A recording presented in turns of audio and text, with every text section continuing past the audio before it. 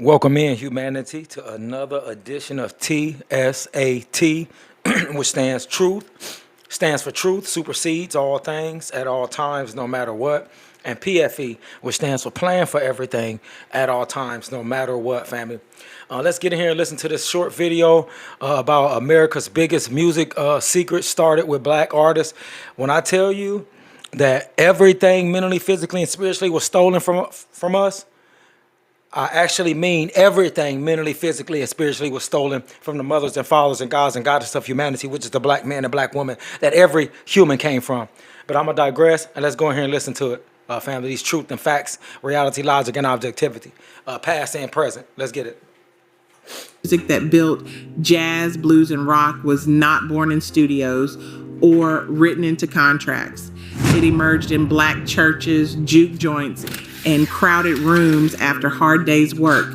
While you probably know the names who made millions from these sounds, almost nobody asked how black creativity was boxed in as race music and blocked from the mainstream. The truth about how these raw, original voices were contained and then quietly replaced paints a picture far bigger than stolen songs or missing credit. How did these rhythms, born from scarcity and soul, become a fortune for people who did not create them? To answer that, we have to go back to where the beat began. Inside a packed church on a Sunday morning. Oh, so we starting from the beginning, so you can learn. You starting from the past, and then you'll learn about the present. Sounds like a good plan to me. Continue.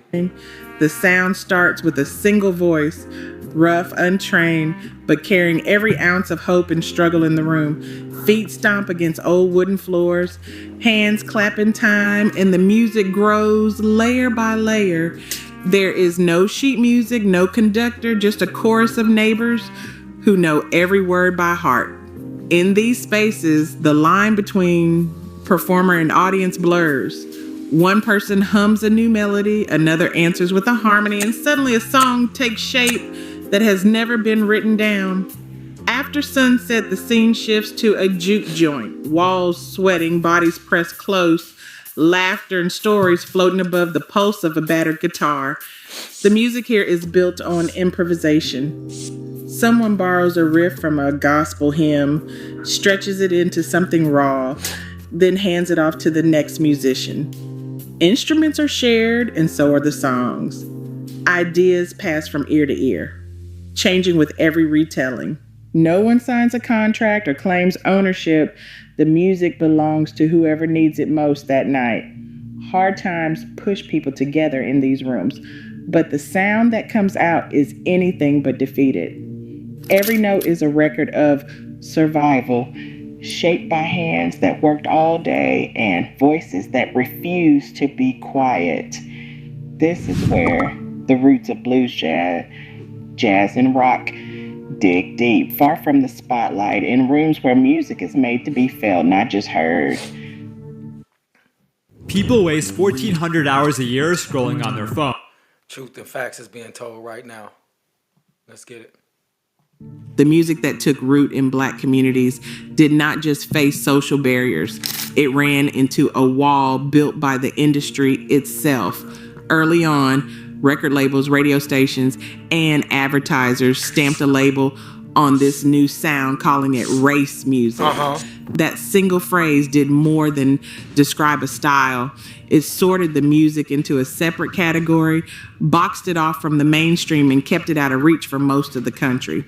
Record companies set up different sales channels, pressing records for black audiences and shipping them to small shops.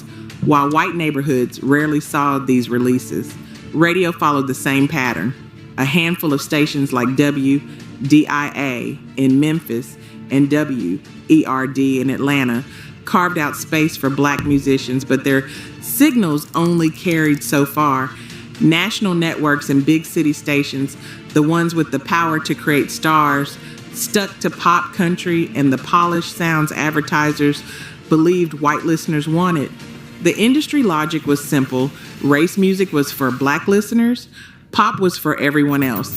That thinking shaped how records were promoted, where they were sold, and who got airtime. Even as the sound grew more popular, the label kept it contained. The system did not just ignore black music, it built fences around it, making sure the sound stayed local while the profits and fame waited on the other side. Big Mama Thornton walked into the studio in Houston in August 1952, ready to record a song written just for her. She was paid $500 by Peacock Records for laying down Hound Dog, a track that would hit #1 on the R&B charts the next year and stay there for 7 weeks. Her voice on that recording was pure fire, rough and fearless, carrying every ounce of heartbreak and swagger the song demanded. But when the session ended and the money changed hands, that was the last real payday she saw from it. The contract did not include royalties, publishing, or any piece of the future. No. 4 years later, Elvis Presley recorded his own version for RCA. His Hound Dog shot to #1 on the pop charts, sold over 10 million copies, and made him a household name. The song brought him television spots, national tours, and a fortune. Thornton's name faded from the story, even though her sound kept echoing everywhere money was being made. Little Richard's records didn't just sound different, they hit the airwaves like a bolt of lightning. When Tutti Frutti landed in 1955, his wild piano, howling vocals, and unfiltered energy pushed it to #2 on the R&B charts. But the pop charts told another story. His version stalled. Pat Boone's cover, a version stripped of grit and delivered in a steady croon, climbed to #12 on the Billboard pop chart. Boone's Long Tall Sally reached #8, outselling the original on stations that would not play Little Richard's voice. This was not about talent or popularity. Never. It was about which version radio programmers and advertisers felt safe promoting to white audiences. White supremacy, racism, like what Mr. Neely Fuller says. You might want to get his book and read it, Counter-Racist Code, Concepts and Logics. B radio played the real thing, but national pop stations went with the sanitized cover. The result was clear. Little Richard wrote the hits, but Pat Boone cashed in. The same music, divided by who got heard and who got paid, set the rules for who would be remembered. Chuck Berry stood on stage at Chess Records in Chicago, guitar slung low, playing riffs that would echo far beyond the South Side. His sharp driving style, part blues, part country, all attitude, became the foundation for a new kind of rock and roll. Across the Atlantic, young musicians studied Berry's records, copying every lick and chord change. The Rolling Stones named themselves after Muddy Waters' 1950 track Rolling Stone, tracing their identity straight back to the Delta. The Beatles built early hits around the same guitar lines Berry had invented, turning his sound into a global phenomenon. But while British bands filled stadiums and top charts, the originators watched their own innovations become someone else's calling card. Always. Berry's riffs and Waters' raw slide guitar left fingerprints on nearly... This is what happens when you've been enslaved mentally, physically, and spiritually for 500 plus years and counting. It just sounds about right. Every major act of the 1960s, yet their names faded from the headlines as their music became a worldwide commodity. The sound traveled, but ownership rarely followed. Contracts decided who got paid and who disappeared. For most black artists, the fine print was a trap. Labels handed out work-for-hire agreements, which meant the company, not the musician, owned the song, the recording, and every dollar that came after. Even if a record became a hit, the original artist saw little beyond a one-time fee.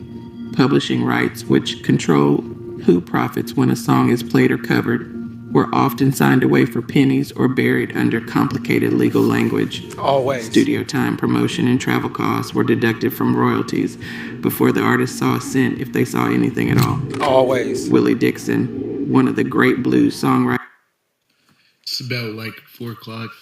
I mean, isn't this what the musicians saying now with these 300,000, 60 deals? It's the same thing, man. The white man, his mom and child ain't stop how they do business, man. They continuous. Work fueled the rise of rock giants. Only in 1985 did he win retroactive credit in a settlement from Led Zeppelin for Whole Lotta Love, which borrowed heavily from his earlier song, You Need Love. By then, Zeppelin had already made millions. The paperwork decided the winners long before the music ever hit the airwaves. Factual. National radio and television networks held the keys to mass exposure, but those doors only opened for a select few. The three major radio networks, NBC, CBS, and ABC, controlled the White airwaves supremacy. through coast-to-coast affiliates, reaching millions of households every night.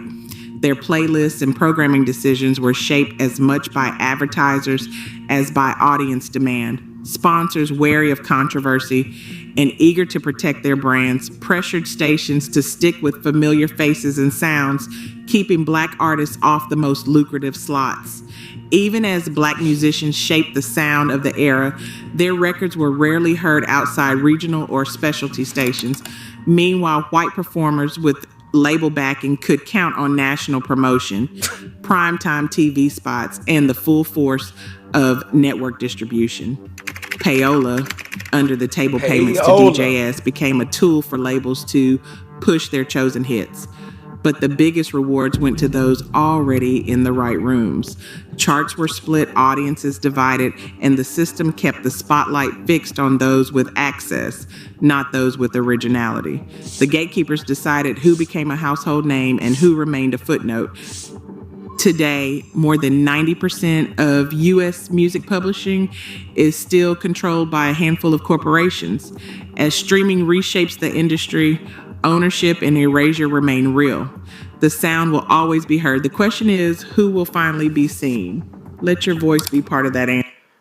Truth, fact, reality, logic, and objectivity, past and present, were just spoken. I don't need to say anything else.